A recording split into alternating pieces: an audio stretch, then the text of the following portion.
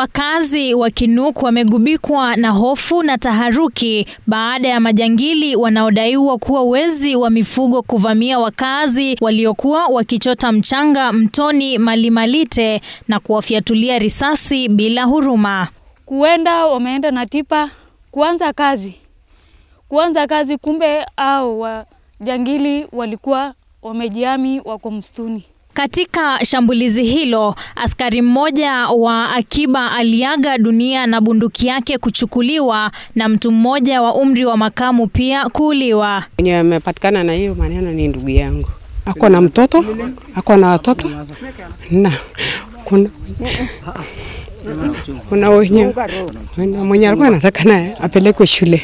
Licha ya uwepo wa maafisa wa KDF na vitengo vingine vya usalama eneo hilo, tukio hili limeacha jamii katika hali ya wasiwasi mkubwa.